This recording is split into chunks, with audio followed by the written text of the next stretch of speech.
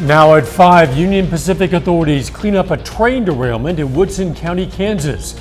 Plus, why Baxter Springs School District is moving to a 4-day school week. And the Tennessee Three traveled to the White House today to meet with President Biden. I'm Nicole D'Antonio with the significance of their visit weeks after battling with state Republicans. The 4 states' most watched news starts now. Authorities in Woodson County, Kansas are cleaning up a train derailment that Union Pacific says was caused by a semi-truck colliding with the train. This is KOAM News at 5. Officials with Union Pacific say it happened around 10 a.m. They say a semi collided with the train at the 80th Road crossing southeast of Yates Center. 24 rail cars and 5 locomotives were derailed. Most were empty, some were carrying cottonseed, plastic pellets, fertilizer. No Union Pacific employees on the train were injured. No word yet on the condition of the semi-driver. One man is dead, another is in custody after a shooting on the campus of Rose State College near Oklahoma City. That shooting took place near an administrative building. Police say they responded quickly and confronted the armed suspect. They say he cooperated with orders to drop his weapon. Officials described the incident as domestic in nature. There was a brief shelter-in-place order on the campus following that shooting. Some rain chances moving in. Let's check in with meteorologist Doug Heddy. Yeah, the clouds have been thickening up across the region throughout the daytime hours for us today, and you can see some rain, which is popping up on the radar, but the lower levels of the atmosphere are very dry, so it's going to have to rain on top of us for a while before we start to get it all the way down to the surface. So as we go through the evening hours, we'll get some rain chances increasing. As of right now, these showers not reaching the ground, but once you get back out toward Wichita and Oklahoma City, those are reaching the ground. That batch is going to head toward us later on tonight. So showers increase late evening. Here's 10 p.m. Not really any thunderstorms, just kind of light showers pushing through. Here's 2:30 in the morning, and then they kind of calm down a little bit by the time we get into the early morning hours. But plenty of rain chances this week. We're going to look at that here in just a bit. See you soon. Southeast Kansas is experiencing a record-long dry spell in some areas. According to the National Weather Service in Wichita, Chanute tops the list of the historic dry spell. Chanute's received only 13 inches of rain since last July. That's more than 14 inches below average. This dry spell continues the drought since last summer. It's just a situation based upon a previous situation where a drought builds onto yet another drought, and there's absolutely nothing left in the profile. So, yeah, we just need another rain. Independence, Kansas ranks 4th on the list of historic dry spells since last July. It's received a little more than 15 inches over that period. That is less than half what it would normally get. The Baxter Springs School District will adopt a 4-day school week. The Tuesday through Friday schedule will begin with the start of the new school year. The school superintendent says the new schedule is designed to give students an extra day off, which is expected to help them better balance their academics. He also says a main reason for the transition is the lack of qualified staff. Over the years, the number of applicants that are applying has been diminishing across the board, and we've experienced some of our upper level courses where we're having a hard time getting qualified applicants. The superintendent says the school district has received support from the community and will open Lincoln Elementary School on Mondays to provide free childcare for parents. 2 longtime cable news personalities are suddenly out at their respective networks. Fox News host Tucker Carlson is suddenly leaving Fox after Carlson told viewers Friday he would be back today.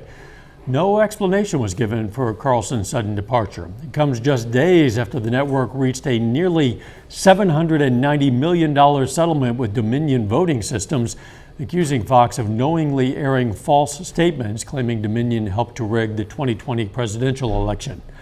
On the same day, longtime CNN anchor Don Lemon tweeted that he was stunned to learn he's been fired by CNN. Again, the network and Lemon gave no specific reason for his departure. Lemon came under fire earlier this year for what many considered to be misogynistic comments. President Biden today met with 3 Tennessee lawmakers who had faced expulsion votes from their state legislature after they joined a protest calling for gun control legislation. Nicole D'Antonio reports. President Biden welcomed Tennessee Representatives Justin Jones, Justin Pearson, and Gloria Johnson to the White House after they spent weeks in a battle over gun control legislation with Republicans in their home state. We're standing up for our communities, safe communities, and democratic values.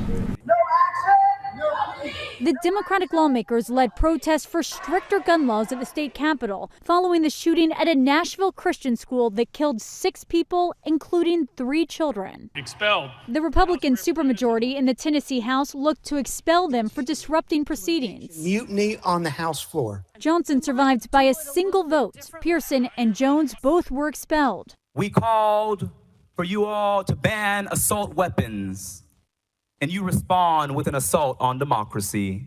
Days later, local officials reinstated both representatives on an interim basis as they continue their advocacy, even bringing an infant-sized casket to the Tennessee Capitol last week. With the controversy getting national attention, the 3 lawmakers were invited to the White House. 2 weeks earlier, Vice President Kamala Harris visited them in person in Nashville to show her support. On Friday, the Tennessee General Assembly rushed to finish its chaotic session, but the state's Republican governor said he will call a special session. He wants them to pass legislation that would keep guns out of the hands of people who could harm themselves or others. Nicole D'Antonio, CBS News, the White House.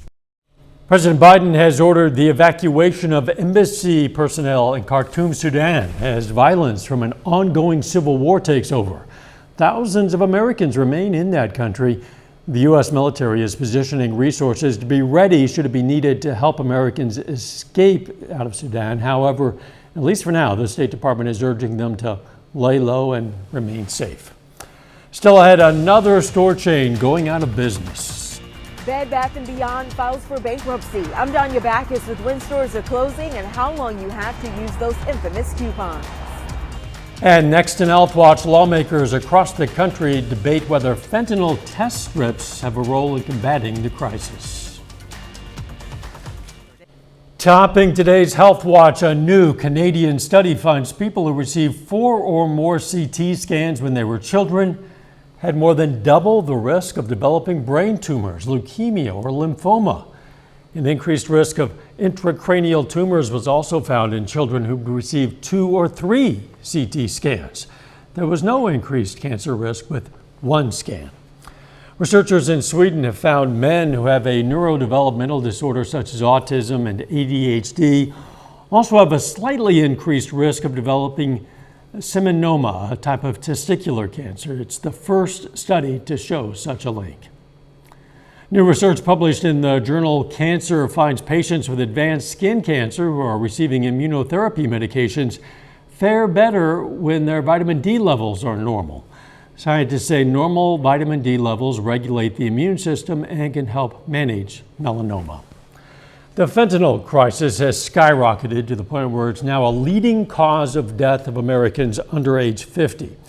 The CDC says nearly 70% of opioid overdose deaths in the U.S. are related to the powerful synthetic drug. Reporter Jared Hill has details. Behind the bar of this New York City pizza shop, in plain sight, are test kits meant to detect the potentially deadly opioid, fentanyl. Whatever it takes. Whatever it takes to keep you alive. Carla Hogan says with the business in the heart of Manhattan nightlife, stocking up was a no-brainer. Scar's Pizza is part of a growing network through the ASAP Foundation, increasing access to these tests as fentanyl, so potent and often laced into many other illicit drugs, creeps into communities. The majority of fentanyl deaths that we have in this state are people who didn't know that they were taking fentanyl at the time that they ingested fentanyl. The strips have long been considered drug paraphernalia and have been illegal in many states. But since 2022, more and more states are decriminalizing them, including Kentucky, Utah, and Mississippi. Texas Representative Tom Oliverson sponsored a bill moving through his state. I think for somebody who already is abusing drugs, the difference between having these strips and not having these strips is the opportunity to go to rehab versus be killed instantly. We don't want to tell you what to do. We just want to make sure you're safe, and we want to make sure that you have access to those safeties, whatever those may be. A short-term fix as the nation grapples with a larger crisis. Jared Hill, CBS News, New York. The American Medical Association has also advocated for the use of the strips as a tool to avoid fentanyl poisoning. Some state legislatures have decided not to decriminalize, with lawmakers concerned they could entice people to use illegal drugs. And that is a look at today's health news. A little bit later, what a new report shows about how inflation is impacting American savings for retirement. Plus, rain chances increasing as we go through the next few days. We're going to look at that coming up.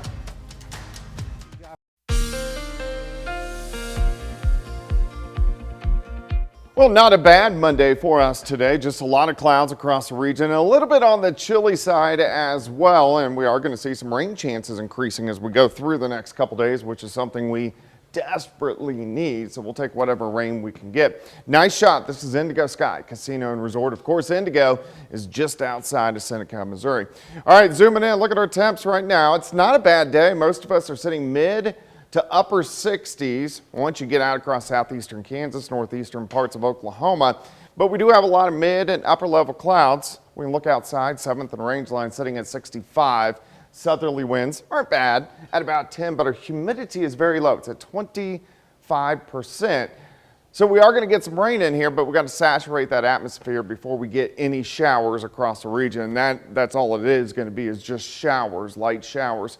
Through the evening hours, continuing to thicken those clouds up and some light showers developing, especially after 9 or 10 o'clock. We already have them popping up on the radar. It's just evaporating before it hits the surface. So it's going to take a little bit of time. You can see a little bit more widespread rain once you get out toward Wichita, down toward Ponca City. But again, these light showers will continue to pass through, not really reaching the ground, but it helps saturate that atmosphere. And then this little batch, that's when we should start to get some showers actually reaching the ground later on tonight. So you can see our rain chances kind of spike up after midnight, go down in the morning, and then kind of back up again late tomorrow afternoon, and then kind of down through the overnight hours. We're going to have several rounds of light showers as we go through the week. All right, let's go through time. Here's 11 p.m. At this point in time, we're going to start getting some showers out there. Here's 3 o'clock in the morning, so light rain pressing through, and then kind of falls apart by morning. So here's 7 o'clock in the morning. Most of the morning hours, just mostly cloudy skies. We're sitting into the mid 50s by noon. And then once we get into the afternoon, we get another little band of showers, which will start to push in, especially our southern counties. So here's 5 p.m. temperatures. They're not going to be warm by any means. 47 in the morning, 58 by noon, 59 during the afternoon. Southerly winds at about 10 to 15. Tomorrow night, bands of light showers, again, especially our southern counties, into Wednesday morning. So we may start Wednesday with a few showers, and then once we get into late Wednesday night into Thursday morning, we get another band of light showers across the region. This should be the one that is a little bit more widespread than what we're going to see over the next couple days. All right, so we know we need the rain, and we do have several shots as we go through the week, but here's our rainfall amounts, or at least possibilities, by the time we get to the weekend. So about over the next 5 days, but if we can get an inch or two, that would be great, because we definitely need it. 60 for us tomorrow, 59 on Wednesday, on and off showers. Some morning showers Thursday. Could get a few thunderstorms late Friday into Saturday morning. Then we'll get 3 or 4 days of dryness, and then chance for thunderstorms next Wednesday. But kind of a chilly week, but we're still in April, so we need those April showers. Yeah, we are way behind, and this is the time of year when we're supposed to be getting it. Exactly. Thanks, Chuck. Authorities have arrested the suspect connected to the stabbing death of a Webb City woman, a woman in Webb City. It's a breaking news story. Authorities arrested Nicholas Berry in Springfield, Missouri this afternoon. He was arrested without incident and is awaiting extradition to Jasper County. The stabbing happened on April 9th. We're going to have a lot more on this story for you tonight on KOAM News at 6. Coming up, Bed Bath & Beyond officially files for bankruptcy. We're going to look at what's next for that home goods store. Topping today's Consumer Watch, it looks like inflation is hitting our retirement accounts. A quarter of Americans have pulled back on saving for retirement because of persistent inflation. According to new data, 12% of people last year stopped putting money away for retirement altogether. Americans are already far behind in putting away money for retirement. According to Credit Karma, roughly 27% of people age 59 or older have no retirement savings at all. Retirement accounts are often the first to suffer when the cost of living skyrockets. It's more expensive to buy a new or used car these days, and a new report says that price increase has contributed greatly to inflation over the past couple of years. Research found that during the height of the pandemic, the supply-demand imbalance for new vehicles meant dealerships could suddenly charge more money, and that helped drive up inflation. Some economists agree the car industry helped drive up costs that hurt the economy, but others say it's unfair to blame just one sector of the economy for the rise in inflation. General Motors has recalled more than 40,000 Chevrolet Silverado trucks following the discovery of a potential leak in brake fluid that could become a fire hazard. Models from 2019 to the present are affected. Owners are advised to park outside and away from structures until a repair is done. Bed Bath & Beyond, the big box retailer that sells home goods, has filed for bankruptcy protection and is winding down operations. All of the company's 360 stores, along with 120 Bye Bye Baby stores, will close this summer. Reporter Danya Bacchus has more. Bed Bath & Beyond filed for Chapter 11 bankruptcy protection on Sunday following a decade-long struggle to increase sales and compete online. The company is saddled with debt. They just had to make a choice of basically finding the capital or going bankrupt, and that's exactly what we saw. The company says its 360 Bed Bath & Beyond stores and 120 Bye Bye Baby stores and websites will remain open while it winds down operations. They have everything. They have from your medications up to bedding, bath, everything. I'm sad. It's gone. It's a new way of life online. Founded in 1971, Bed Bath & Beyond was among the first big box retailers to feature items exclusively for the home. By 2010, it had 1,100 thriving stores, but the business started to slow down in 2014. By 2020, the pandemic shut down stores for 6 months and customers fled to online shopping platforms. The customer, including me, has gotten so used to things being so easy to purchase on our phones, on our devices, on our computers, that retailers that don't understand that are the ones that are ultimately going to fail. Store closing sales start Wednesday. If you have a Bed Bath & Beyond coupon, you have until Wednesday to use it. Gift cards, gift and loyalty certificates you can use through May 8th. Bed Bath & Beyond and Bye Bye Baby stores are expected to close by the end of June. Danya Bacchus, CBS News, Los Angeles. Now, if you have a registry with Bed Bath & Beyond or Bye Bye Baby, in the coming days, the company expects to partner with an alternative platform where you're going to be able to transfer your information and complete your registry. A final check of the forecast next.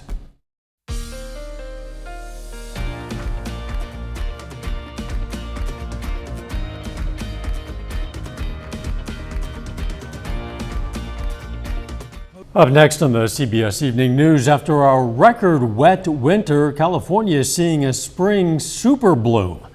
And then on KOAM News at 6, we're going to have more on the Baxter Springs School District moving to a 4-day school week. Plus, Kansas Governor Laura Kelly vetoes a bill to cut taxes in the state.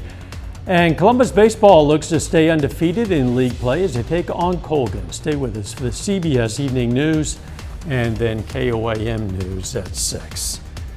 We need some rain in the area, and we are getting at least a chance of rain in the days ahead. Yeah, we're going to have light scattered showers tonight, kind of on and off tomorrow. And then again on Wednesday, a little bit better chance for widespread rain late Wednesday night into Thursday morning. Kind of chilly this week as well. Thanks for joining us. CBS Evening News is next. And of course, we're going to be right back here for KOAM News at 6. Let's make it a great evening.